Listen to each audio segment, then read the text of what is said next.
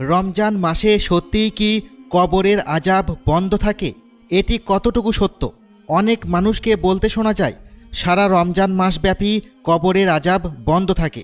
তবে জেনে রাখুন, কবরের আযাব হওয়া বা না হওয়ার সাথে রমজানের কোনো সম্পর্ক নেই।